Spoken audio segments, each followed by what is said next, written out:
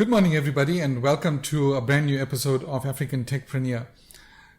Now, last week, I think it was, that somebody asked me a question around failure in a business. And I had a couple of interactions with people in the course of the week, young people that were asking me about failing, about their fear of failure in business. And I decided to do a dedicated episode just about fear of failure and how it's holding so many people back. I mean, when I think about it, there are tens of thousands of potentially successful entrepreneurs out there who could be running fabulous businesses and solving all kinds of problems in the world. But because of their inherent fears of actually getting started, they're holding themselves back. And in holding themselves back, they actually holding their communities back and possibly even the country. So what is this thing about fear of failure? So today I just want to unpack that.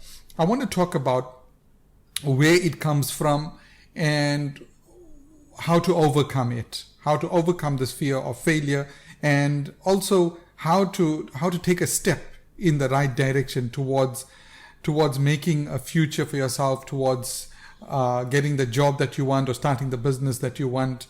And I'm also going to bring in the example of a couple of entrepreneurs who failed but turned that failure into success. Now, where does this fear of failure actually come from? When you think about it, the fear of failure, the word fail, starts off at school.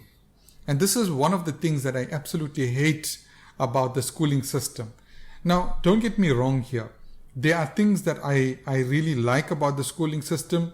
I really love teachers. I have a soft spot in my heart for teachers. But there are aspects to the schooling system which are rotten to the core, and it's causing irreparable damage to people. And one of those things is this concept of failure. Now, if you take a school scenario, in school we are taught that failure is a type of punishment.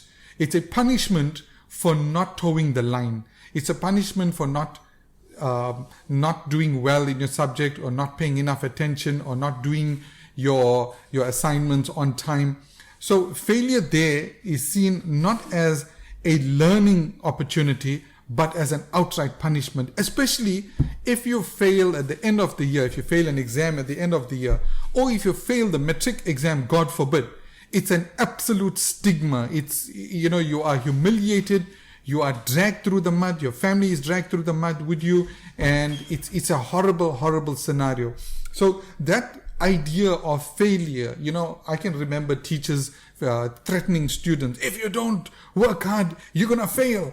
So, there's that fear that's instilled into children from a young age by parents, by teachers, by school management, by society, and it's horrible. It's horrible. There isn't that opportunity to reform yourself. I mean, to not do well in an exam is far more stressful and far more demotivating than most people actually realize. I was reading an article on a study done at universities in the United States, and they found that one of the major reasons for people dropping out of college was because of failure, because they failed an exam. Now, this is something I often lament, and it doesn't seem like this problem is ever going to go away, or if it's going to be solved in the near future. But it's a huge problem. It's an endemic problem. It's a systemic problem, and we need to uproot it. Otherwise, we are constantly going to put out and produce people who are just too afraid to do anything. And I believe that the schooling systems instilling that fear of failure in people is actually very deliberate. Remember what I said before, that the current schooling system was designed to produce good workers for factories. And when factories, took second place to knowledge work, to working in offices and companies, then the school started producing good workers for that. And to instill this whole fear of doing anything wrong, of going off track, is perfect if you think about it. For the factory worker, for the loyal office worker, you have to be afraid, because if you go off track, you're going to fail and you're going to lose your job and your world is going to come to an end. So they instill this fear, and they try to get everybody into a straight and narrow path, and that's how they've caused so much of damage to society. But maybe it worked. Maybe there was a time when it worked. But in today's time, we are seeing that fall apart. It's completely falling apart because the society is changing, the economy is changing, technology is changing everything. And, the old days of people relying on a full-time job or a permanent job to get along in life is over. Those days are over. Now is the age of entrepreneurs. In fact, I said this before. I think I said it twice, and I'm saying it again. Our president, Cyril Ramaphosa, mentioned in an article in one of his speeches that the days of entrepreneurship are now on us, and young people should be looking at starting businesses rather than going to work in companies. Gone are the days when we waited for big companies to create jobs. The future of the economy of our country and other countries is in entrepreneurship, and lots of other countries have already realized this. They realized this a couple of decades ago, and they started to produce entrepreneurs. We've been lagging behind, but we need to catch up.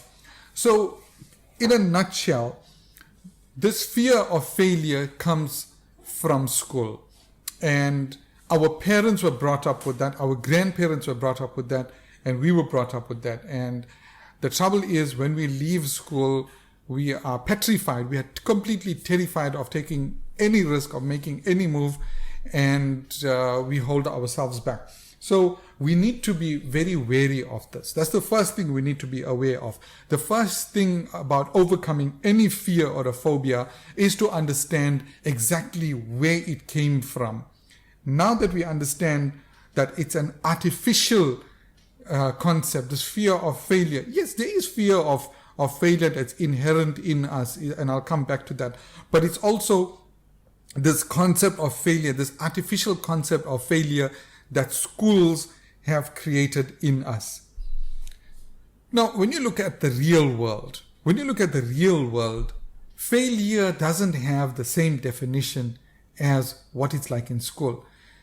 In fact, in the real world, there's very seldom a case where you can really call something a failure. In the real world, in the world of business, in the world of professionalism, I think that true failure is a mindset, is an attitude. The day you give up is the day you failed. That's what I believe. And there's lots and lots and lots of examples that actually prove that failure is only a state of mind in the real world. In school, it's a punishment, right? In school, it's the end of the world for you. You failed the test, you've been humiliated, and now it's time to move on. There's no opportunity to correct the wrong that you've done. Maybe you slacked in your work. Maybe you didn't slack in your work. Maybe you just didn't get the concepts. Maybe you didn't just understand the concepts. You tried your best. You did the test, and it just didn't work out for you, and you failed. But in the real world, it's almost never like that. It's always a case where there are ample opportunities to learn from that failure, correct what you did wrong, and move ahead. Unless, of course, you give up. In that case, you truly, truly failed. So now, what does one do? What's it like in the real world? Let me give you an example, right? Many of you are training to become web designers, IT varsity students. You are training to become web designers. Now, let's take a real world scenario. You're going to go to a client, offer your services. The client will look at some of your past work and give you the job. So you're going to go and, to the best of your creative abilities, you'll build a website for the client and you'll present it. What's going to happen from there? Is the client going to give you a report and say, I hate this, goodbye? Is that what happens in the real world? No, that doesn't happen in the real world. That's what happens in the fake world of the schooling system. That's why I hate it so much. So what is really going to happen? The client will look at the website. They say, well, this is a good website, but can we move this there, and can we incorporate more of this color and more of that design? And I'd like this to be presented on the homepage. So what's going to happen is the client is going to give you feedback. And then you're going to go back and you're going to work on that feedback. You're going to make the changes as per the client's request. See, there's no wrong or right answer. It's what the client wants. You're going to make the changes. You're going to come back and say to the client, okay, here's your changes done. What can you say about it? Give me some feedback. So the client will be like, okay, this is good.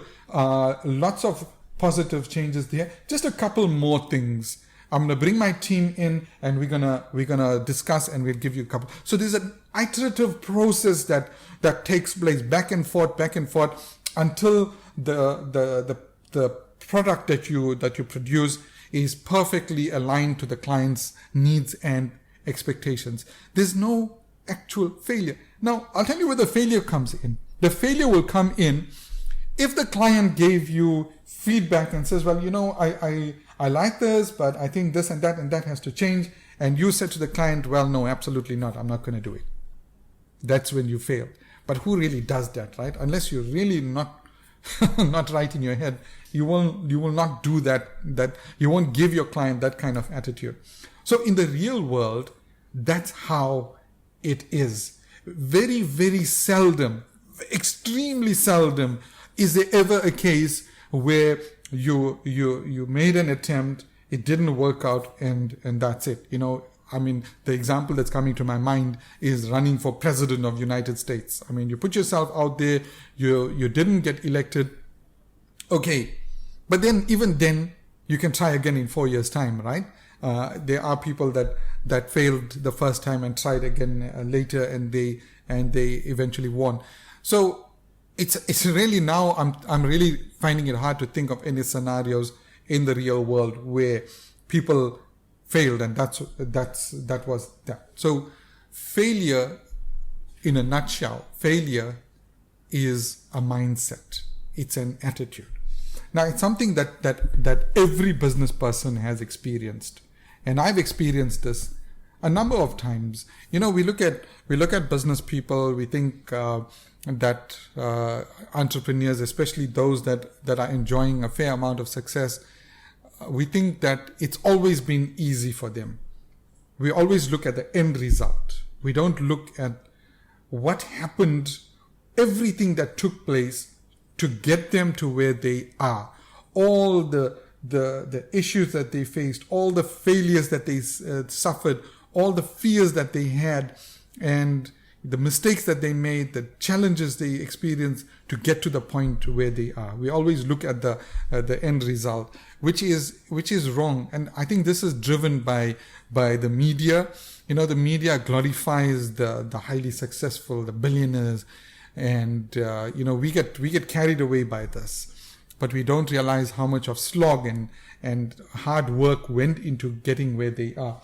Now, I'll give you my personal example, right? Well, a couple of my personal examples.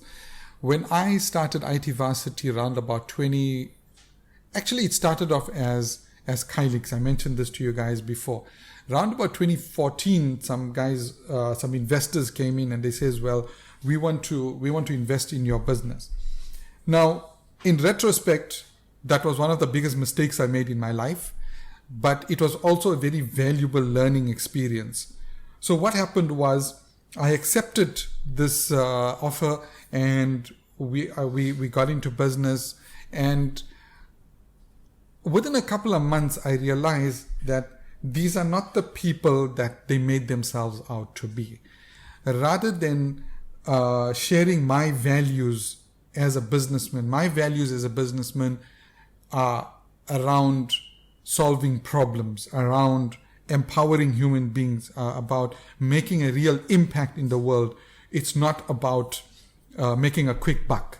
But these guys were about making a quick buck. And the mantra they kept drumming in was lower your quality, lower your prices, put the bums on seats. That was their famous word. And just keep selling. And that went against everything that I believed in. It went against what I was brought up with. My dad used to tell me, my late dad used to always tell us, never chase money. Chase quality and service. The money will come. And so it continued like this with these investors. And it was a horrible, horrible time in my life because there was this constant struggle. So rather than focusing on growing the business and, on producing excellent quality, it was a constant fight. Eventually, the partnership, as expected, it dissolved and I walked away with nothing. My business, actually, IT Varsity came to a halt and it was basically shelved. But then I started CompuKids, and CompuKids was like a baby version of IT Varsity. It was coding courses, but for little kids, starting from grade 4 onwards. Because I noticed while I was teaching, while we were running IT Varsity, that the vast majority of students that came to us had no concept of what the world of IT really was like, except that little bit of exposure they had in school, which was terrible. They did CAT, computer application, something, and it was, the schools really killed the subject. They didn't show the really excellent part, the excellent side of IT. So I decided that let's give kids an exposure to coding and to computer science and to IT from as young as grade 4. So we came up with CompuKids and we ran that. And it did okay, it did fairly well. But it didn't really take off because CompuKids was too far ahead of its time. This we're talking about 2016. Now, it doesn't seem like a long time ago, but in terms of coding in schools, it was ahead of the curve. And, there wasn't that hype about it as there is currently. So what we decided was, okay, that can be seen as another failure, right? Now, normally it would be seen as a failure. But what we did was, we realized at that stage that this is not really working out to the best of our expectations. So let's pivot. In business, there's a term called pivoting, where you don't dump everything, but you tweak your model and you apply it to you apply a different model to it.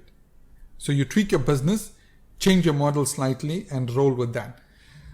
So while developing CompuKids, we built up a lot of experience and skill in e-learning development.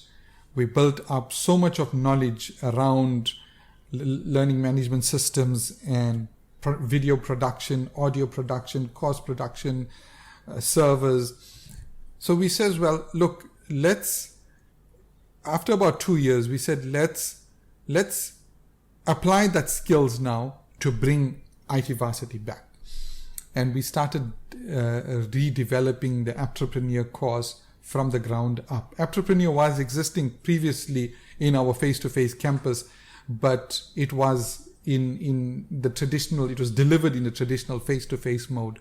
But then we decided, let's go fully online with Entrepreneur. Again, even then, this was around about 2017.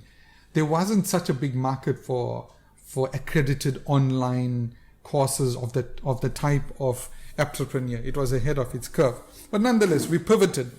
So whereas some people might see that as a failure and say, well, we're going to give up, we decided to pivot and to start to reboot IT Varsity in a fully online mode. This time doing it the way we believe, no investors, nothing. And so we got going. And the rest is history. Today we've got we're enjoying a high level of success with IT Varsity, and it's still ahead of its curve. I think the market is going to catch up over the next couple of years. But we are ready for it. We were ready when the lockdowns hit, when the COVID pandemic hit, whereas other institutes had to shut down. We are fortunate in the sense that IT Varsity didn't shut down. IT Varsity was able to continue operating, and I'm grateful for the fantastic students that we have currently, and I'm grateful for everything that we've achieved. The fact is that this was a product of a number of failures. I just mentioned 2, right? But along the way, there were so many mistakes made. I mean, the current server that the IT Varsity Learning Management System is on is, I think, the 4th server. We crashed 3 different servers, and we ended up with this 4th one. Each time we learned something new. So life is like that. Life is like that, whether it's business or relationships.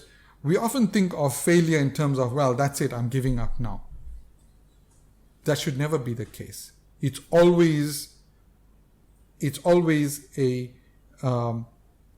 that time, what's required is to analyze what went right, what went wrong, and how can I improve on what went wrong? How can I make that right? Perhaps, like in the case of CompuKids, when we sat back and we thought about it, the products are excellent. The delivery mechanism we've got is excellent. What wasn't right? And we came to the conclusion that the concept itself the market wasn't ready for that concept. So there was nothing wrong with CompuKids itself. It was just that we couldn't get to the market. But now, in 2021, 4 or 5 years later, CompuKids is going back into the market and it's doing well. So we didn't give up. We just shelved it for the time being, and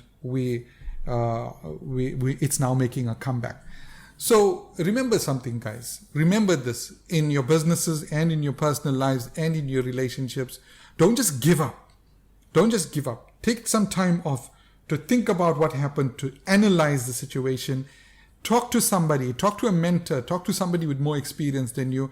Try and get to the root of what went wrong and then move forward. I mean, it's the same when we cook something, right? You got to feed yourself. You got to cook. So one day you cooked a meal and it didn't taste great. What do? Stop cooking altogether? Stop eating altogether? No. You try and figure out what went wrong. Perhaps I put too little salt or too much salt, and you fix it.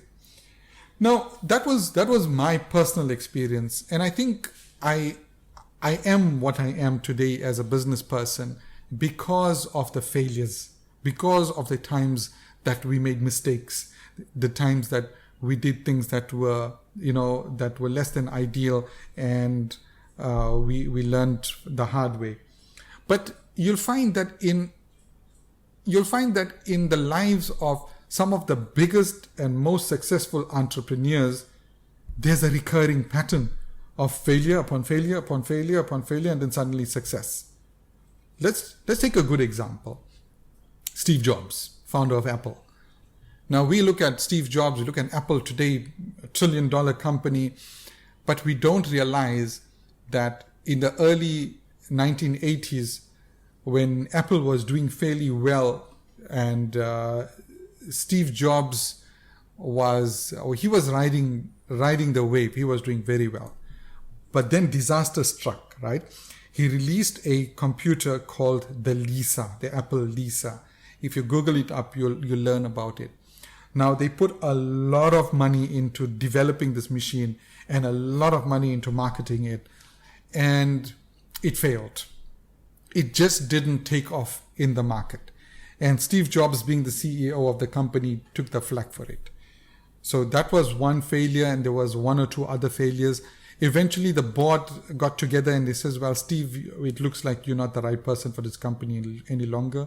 So around about the late 1980s, they fired him from his company. Now imagine, he's the founder of the company, the CEO, and they fired him. So he went out into the world, and what did he do? Gave up and died, right? Decided to go and get a safe job in a company. No, he didn't. What he did, he rebounded. whatever money he had, he was quite wealthy at that stage, right? So he took his money and he invested it in another computer company called Next. And Next was a company that built very high-end machines, extremely powerful machines. And they had a powerful operating system. And Steve went back to his roots of focusing on quality, not on money. So he built these machines and they were phenomenal. Unfortunately for Steve, it never really took off because the machines were too expensive. They were really very expensive for most businesses to afford. But it didn't stop him because he started applying that machine in many different avenues. In fact, they say that one of the first web servers that was set up by Tim Berners-Lee, who was you can say the founder of the internet, was a Next computer. That's how powerful that machine was. It served his purposes, but there was something bigger. What Steve did was he went and he invested in a small little animation company called Pixar Animation. These guys were small and they were nowhere. In the picture. And the reason he invested in this company was he saw Pixar as a way to get the Next computers out there, because the Next computers were perfect for animation. So it was his idea that Pixar and Next would work together. So Next would be the proof of concept, or Pixar would be the proof of concept for Next computers. Next builds the machines and Pixar builds the animations. And other animation companies will see that if Pixar could succeed with this, then we will succeed. Now, so he bought Pixar and they started to do animations in the Pixar company. And these Next computers were so powerful that they could create beautiful animated shows, and they continued building beautiful animated shows. And eventually, one big company saw what Pixar was producing, and that company was called Disney. And Disney, when they saw the kind of quality that Pixar was producing, they gave them a job, an opportunity. They says, well, look, guys, we have the script for a movie. We have some very high-ranking actors that are ready to come and do the voice, but we need a company to do the animations. And Pixar got the job. Imagine, these guys were nothing. They were a tiny little studio, and they got this job from Disney. And the name of that movie was Toy Story. Now, I don't think there's anybody here that hasn't seen Toy Story, right? It was a record breaker in a number of ways. The first record it broke was that it was the first ever feature movie, animated feature movie that was made completely on computers using computer generated graphics, and it was built on a Next machine. And that movie did phenomenally well. I think it did over $360 million in sales, and immediately Pixar was on the map. And then another movie came, and another, and eventually Disney decided to buy off Pixar, and with that came Steve Jobs' share. So now Steve Jobs was not just the owner of Pixar, but he was also a major shareholder in Disney. So that was phenomenal. But then there was something even better on the horizon for him. Apple, Steve's company that fired him, saw that there was potential in these Next machines for Apple computers. So they approached Steve and they says, well, we want that technology. We need that technology that you have. Steve says, you want the technology, you got to buy the company. So Apple ended up buying Next computers, and Steve became as the CEO of Next, he now became the CEO of Apple. And after a couple of years, even though Next was still a failure, it was still a failure, it didn't do well, but they still bought it, and they kind of used the technologies from there in Apple computers. And believe it or not, up till today, much of the code that was in the Next machines is still in the brand new Mac machines up till today. Isn't that super cool, guys?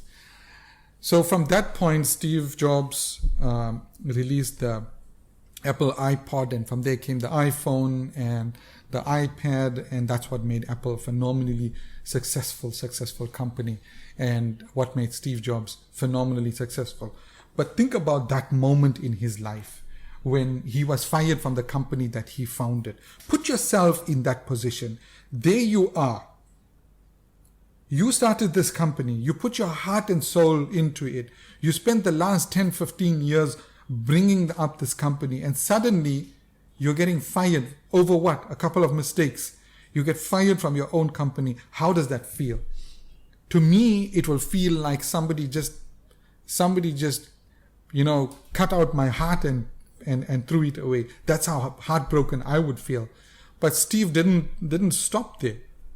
Instead, he decided to fight back, and he went from one thing to another. So he had 2 failures, which was Next and then Pixar, but he made it work for him. He made it work for his team. And then he became the head of Apple. And even then, he was still a major shareholder in Disney up until he died.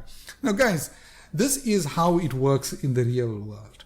The idea is to just get out there and do stuff. Try your best. Make informed decisions. Get the skills that you need. Make informed decisions. Make mistakes. And when you make mistakes, learn from them. There's a famous saying in business: fail fast and fail forward. Fail fast means that when you get in, learn very quickly whether you are succeeding or failing. And when you do fail forward, meaning learn from your mistakes, learn from why you failed, and keep going. And it's almost never you failed, that's it, nail in the coffin, you're dead. It's not that. It's always, okay, if this thing didn't succeed in one way, it will probably succeed in another way. And there are lots and lots of examples. I gave you my personal example. I gave you Steve Jobs' example. And there are lots of other examples. And I'll give you one more example, and then I'll conclude, and then we'll have time for questions. You guys are familiar with sticky notes, right? Sticky notes were, when they came out, they were a massive success globally. But did you know that sticky notes was a result of a major failure? And the failure was this: the company 3M decided to try a new formula for glue. And they made this glue, but then they found that this glue was not really very sticky. It would stick stuff, but then it was easy to remove afterwards, and it kind of failed as a product. But then one of the engineers from 3M put some of this glue on a page, and he stuck it on a wall. And somebody asked him, "Oh, why are you using this glue?" He says, "Well, see, when I use it, I can easily pull the notes out. These are just temporary notes. I can just put in there for his own purposes. So I'll just put it there, and when it's time to remove it, I remove it. It doesn't cause any damage. The wall doesn't leave any residue."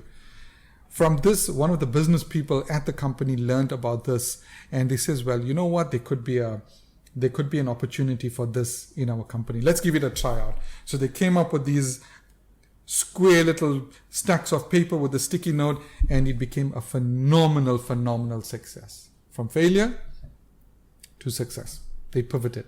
Okay, guys, that's it. That's my take on failure in business. Remember, just to wrap up in a nutshell, in business, there's almost never such a thing as failure. There's usually the case that something didn't work now and here or in its current format. What we need to do as business people is to pivot, tweak our model, get up, try again. True failure is only in your mind. If you give up, that's when you failed. As long as you got this fighter attitude in you, I'm going to get up, I'm going to start again, you won't fail. And if you're really afraid of failing, here's a good strategy. Think about the worst case scenario. Let's say you want to start your own web design business, but you're terrified. You don't know. You're just scared to get out there. Take a pencil and paper and write down, what is the worst thing that can happen to me if I start my web design business and things just don't work out? What is the worst thing that can happen? And then you'll realize that worst case scenario wasn't as bad as you really thought. Then when it's down on pencil and paper, it's in front of your eyes, you will own that situation, and then you will realize it's not as bad. So for those of you that are thinking about starting a business, the time is now, guys. The time is not tomorrow. It's not next year. It's now. Start your business right now. And on the same token, I'm not saying that working for a company is a bad thing. Lots of companies are excellent places to work for. And I'll go to the extent of saying that working for certain companies is even better than starting your own business. But for those of you that are starting out, I don't think there's anything better than starting a business. If I had to give 20-year-old me advice, I would say forget going and working for a company, start a business. Awesome stuff, guys. I will conclude and we'll check if there's any questions, any comments that you guys have. Akifa, back to you.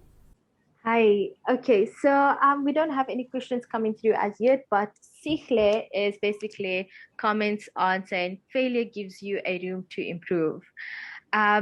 Yeah, so basically I actually love today's topic, and I think it's one of those trending topics that you find on multiple social media platforms.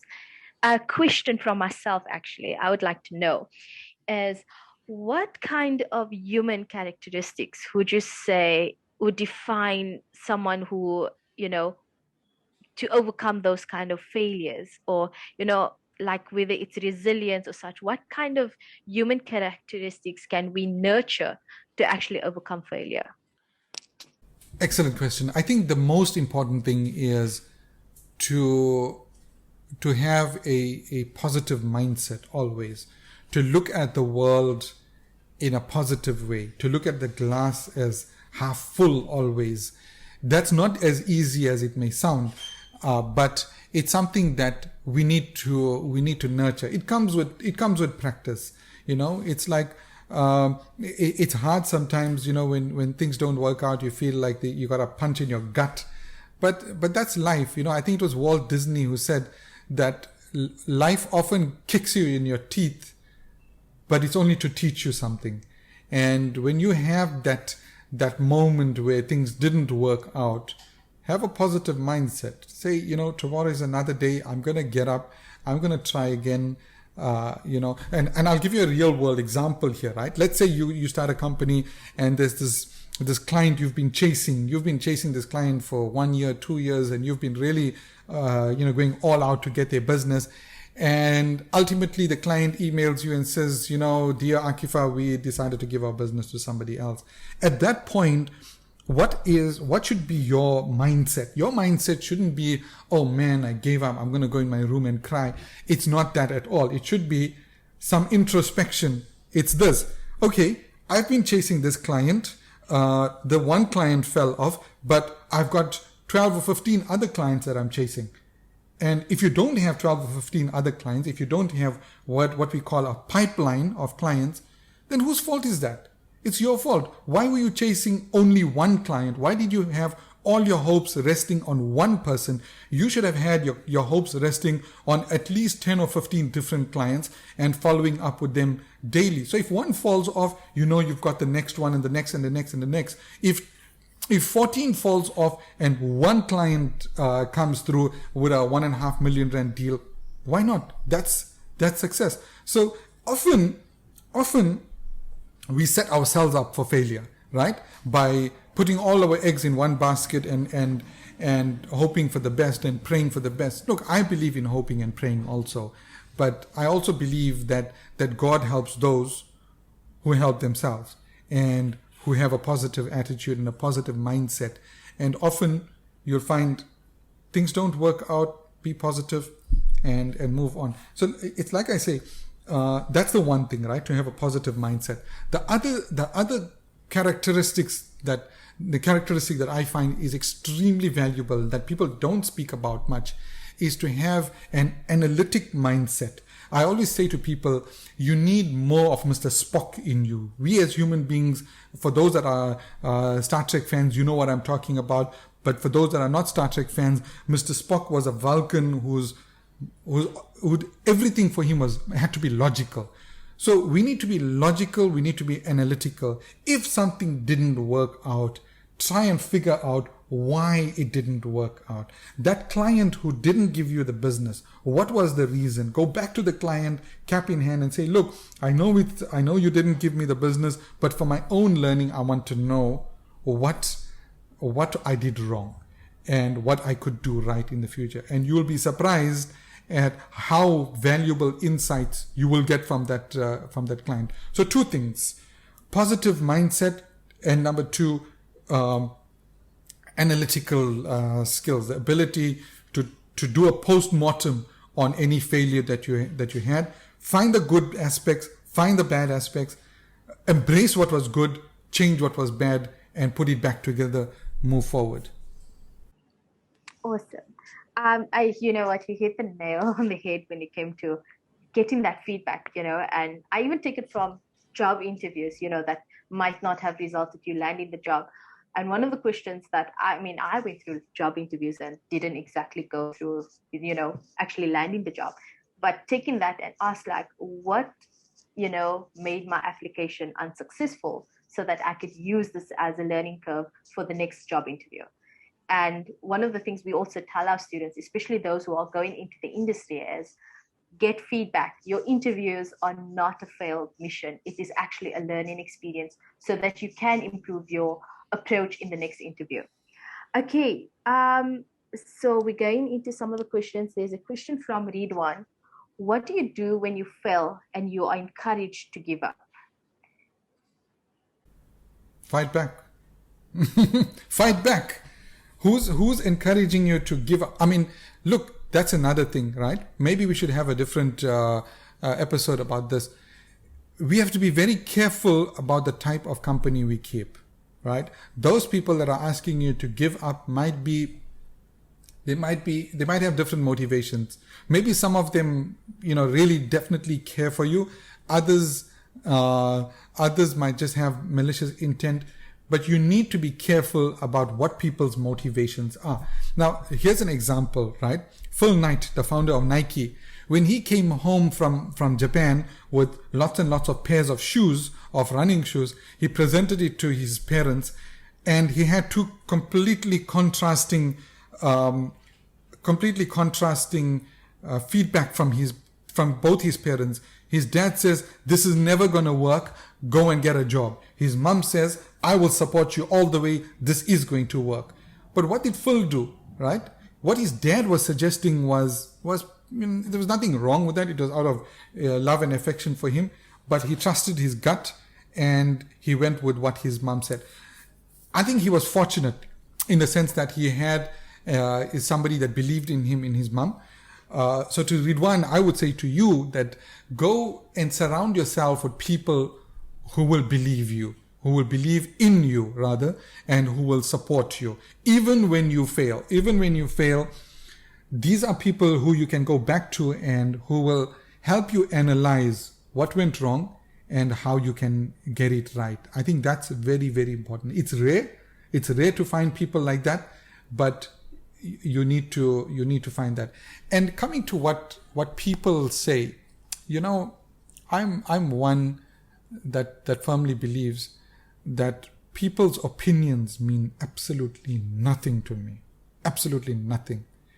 Unless they're my customers, then their opinion means everything to me. So just be careful of that. Don't worry too much about people's opinions. Do what you believe in.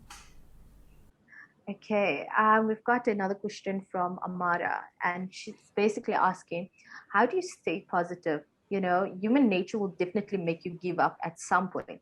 What makes you stay positive every time something worse happens?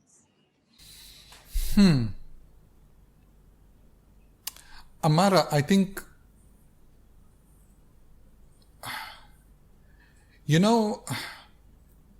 I take a positive attitude as something that you build up. It's like going to a gym and working out. The first day you go to a gym, you look at all the beautiful people out there that are so ripped and so well toned and lifting such heavy weights. And then you think to myself, how can I ever get to that stage?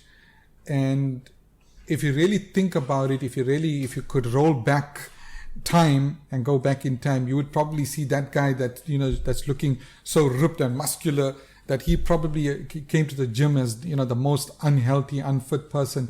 But over the years, he's built himself up.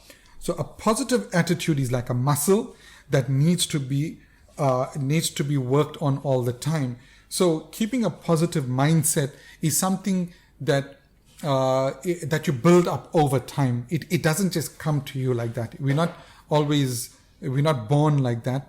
It's something that you build up over time. And I'll give you some ideas here, right? So one is, whenever you face a disappointment, just try and get yourself out of it. Maybe go and give yourself a treat.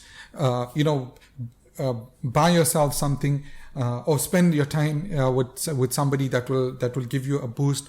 But also remember that sometimes we feel down, but it's not just mental. It could be emotional, spiritual, physical also. So one of the ways that I find to stay positive is to exercise regularly. When you exercise regularly, even if it means taking a 4 or 5 kilometer walk every morning, it releases endorphins, it unlocks all the cobwebs in your mind, and it makes you just feel better. That's the thing about exercise. So even if you're feeling down, if something happens, and this is one advice somebody gave me, I can't remember who, that if you had a difficult incident happen to you, go and take a walk. Take a 2, 3, 4 kilometer walk, and immediately you'll feel a little better. Don't act in the moment. Just take a walk, go and work out, do some exercise, and then come back. And over the years, you will inculcate this positivity, and also reflect on your past failures and how those were good for you. I mean, think about it like this, right? Maybe you were in a relationship that didn't work out, but in retrospect, maybe that was 10 or 15 years ago. In retrospect, when you look back, you found happiness, you found somebody that is making you happy, and you look back and you think, wow, had I stuck with that person, my life would have been miserable. I dodged a bullet there. So sometimes things don't work out and it's for a good reason. Well, let me correct myself. Almost all the time that things don't work out, it's for a good reason. It's time to dust your hands, move forward, and try again. Thanks for that, Amara. Really, really good question. Yeah, I think that is the end of our questions for today. She says that's a wonderful aspect of thinking, by the way. And yeah, cool. Zibakazi says consistency is the key. And definitely, one of the things I do have to add is that when it comes to positivity mindset, and one of the things that I do find definitely works is that have your ammunition to reinforce positive thinking lined up for when something potentially could happen that is going to put you in a down spiral. So maybe it's affirmations, whether it's music, whether it's exercising like you recommended. Definitely have your positivity reinforcements lined up. I think that's a whole webinar episode topic on itself. How to keep a positive mindset. Let's do that in one of the coming weeks. Okay, let's wrap it up. We've gone 3 minutes over time. Once again, ladies and gentlemen, thank you so much for taking the time to listen to this video. And as always, it's going to be available on Facebook and on YouTube immediately after this episode is wrapped up. Facebook immediately, YouTube later in the day. And if you have any further questions, put it in the comments on Facebook or on YouTube. Thanks a lot very much. And we'll catch you in next week's episode. Bye-bye.